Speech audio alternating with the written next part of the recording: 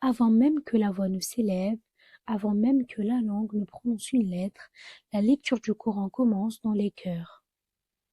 Elle naît d'une intention, d'un silence intérieur, d'une disponibilité à recevoir une parole qui ne ressemble à aucune autre.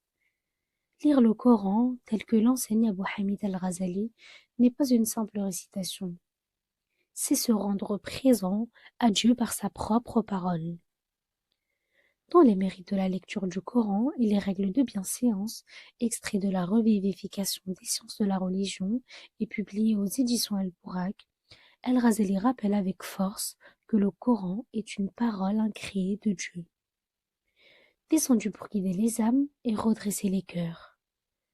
Celui qui le lit ne s'adresse pas à un texte figé, mais se tient devant une parole vivante, active, capable d'éclairer l'intelligence et transformer l'être intérieur. L'imam souligne la noblesse incomparable de cet acte.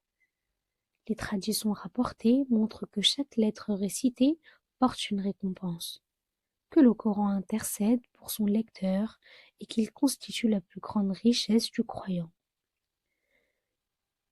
Là où il est récité avec sincérité, les anges se rassemblent, la bénédiction se déploie et la miséricorde descend.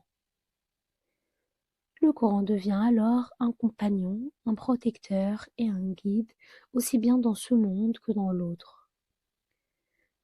Mais El-Ghazali avertit, la récitation peut aussi devenir une épreuve.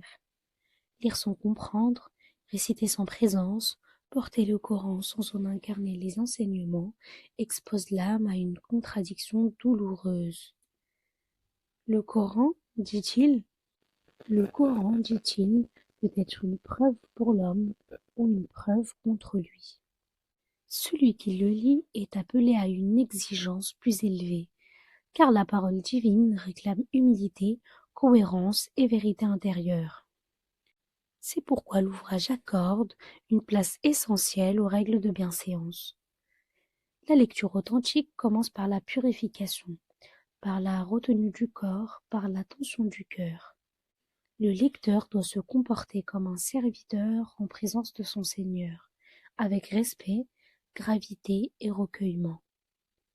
La voix se fait mesurer, la récitation lente, afin que l'essence ne domine pas l'esprit, mais serve la descente du sens dans le cœur. El-Ghazali incite également sur la méditation.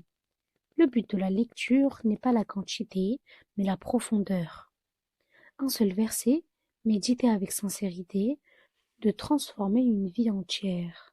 Les pieux prédécesseurs s'arrêtaient longtemps sur une parole divine, la répétant jusqu'à ce qu'elle imprime son empreinte dans leur âme. La lenteur devient alors une forme d'adoration et le silence entre les versets un espace de réception. La lecture du Coran engage ainsi tout l'être.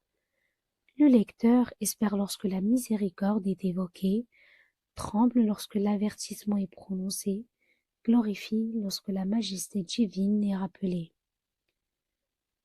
La récitation devient dialogue et non monologue. Le Coran ne se contente plus d'être lu, il répond, il éclaire et il redresse. Fidèle à l'esprit de la revivification des sciences de la religion, ce livre rappelle que le Coran n'est jamais épuisé. Plus on le fréquente, plus il se dévoile, plus on s'y attache, plus il purifie. Celui qui lit le Coran avec sincérité découvre que cette parole ne se laisse jamais enfermer. Elle transforme le cœur, éclaire la vie et conduit vers Dieu.